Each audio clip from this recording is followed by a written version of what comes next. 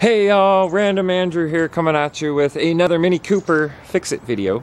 If you couldn't tell by the title of the video, we're going to do something today that I'm hoping might help with the stalling issues of low RPM idle. Whenever I'm just sitting there idling, I'll go to throw the car into gear, or sometimes it'll do it on its own. It'll start, I'd say like a double misfire, where it's only running on 2 cylinders, leaving you in what they call limp mode, or a safety mode. I've gone through the forums. If you are a car fan, you know that there are forums out there for your car, especially if you have something like this. Yeah, the Mini Cooper is got a pretty big fan base, pretty big following. This Cooper has Craig. Hey!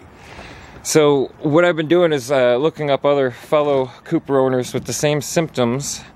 And one guy, he spent hundreds of dollars in it. He's probably watching this right now thinking, hey, you're talking about me. But you know, if you've had a little tiny issue to do with the engine light coming on, sometimes the simplest thing can be the fix. Sometimes it can end up being hundreds and hundreds of dollars later. So what we're going to attempt to do today is a sealed, yeah, how am I going to change that piece? I'm not even sure how that unclips. I think it's just a little clip in there. But to simplify it, we're just going to change it out. I'm going to put the other clip piece over here. Or no, I guess I can't. I'll just tuck it in there for now, and I'll do the actual proper thing. But yes, have a look at this, guys. If you look carefully, you can see how that's all wet. This car hasn't been driven in a couple of days. Okay, that vapor shouldn't be that far up in there, I don't think. Which means it's coming out of the, out of here.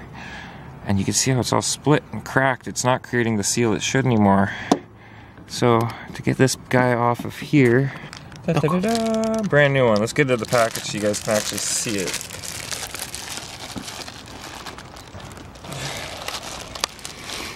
Okay. Oh wow, it is a nice one too. Ooh, it's all shiny. Yeah. It's got a little code there you can scan in. Oh, it's got a blue seal instead of a black seal. I hope this doesn't lock closed on me. Well, I hope it locks closed to an extent. Okay, I'm gonna try and take it off just to make sure. Okay. Hopefully, problem solved. Yeah, now that's gonna create a better vapor seal on there. I'm gonna have to redo that piece, but not a biggie. So pretty much, you're probably wondering, why should that make any difference at all? All newer cars, they have a sealed evaporation system, and if there's no seal to that, you're letting fresh air into that, which can throw off all your readings, your O2 sensor readings, whatever, and throw it into safe mode. So let's see if this makes a difference. Well, folks, I got some bad news for you. Yeah, well, the Cooper let us down today.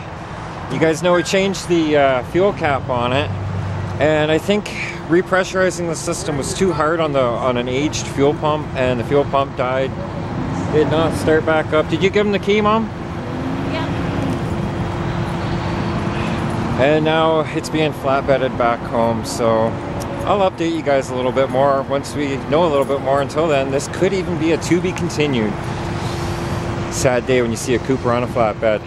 Grr. Woo! Well, guess what, guys? Cooper's home safe and sound. Like I said, I'm 99.99% sure this is the fuel pump, because no matter for any amount of cranking, she's not going, she's not starting. It's kind of like it wants to, but you know, it's just not doing it. So where do you start at the beginning of a fuel pump replacement? Well, first you hop online, you go to www.rockauto.com. Let's see if we can get some kind of discount code going there. That would be really awesome. rockauto.com, you order up the part you need. Just about, I'd say just over $100 Canadian, so that's probably like $50 American. And you get yourself a fuel pump. And then when that shows up next week, we do the fuel pump change. Where do you start looking at how to do the work, though? I haven't even looked online. Yeah, I guess you could go on your online forums and see what other people say. You could go on YouTube. YouTube will show you. So this is where I've gotten so far. Here's my glorious back seat. Wow, there's still more dog hair back here. Not for me, I don't have a dog. Previous owner. We'll get back here, and looky. We'll pull one of these two off. This is where I'm going to resort to a YouTube video. But one of these will have the fuel sending unit, the whole fuel pump and everything underneath it. What is all this? Oh, we're going to clean this out too. Oh, look at all this stuff.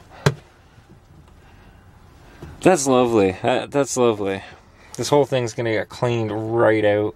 But yeah, I'm going to take a wild guess and say it's on this side. And this here, we're going to show you what that is in a minute.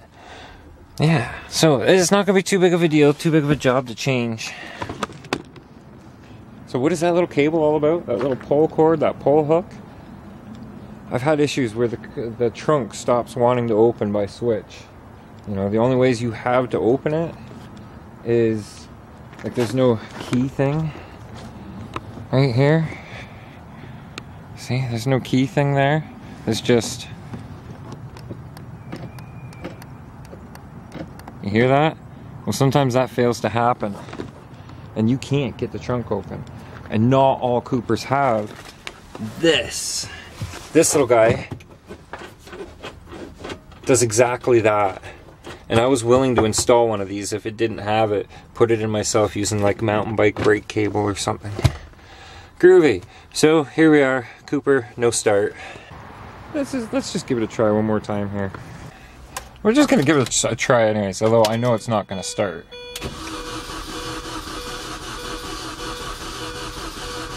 See? Nothing. It's weird. Showing nothing for oil pressure either. But I don't think that gauge really does anything until the car's ready to go. Yeah. Alright, stay tuned for how to change a fuel pump in a Mini Cooper. See you guys next time.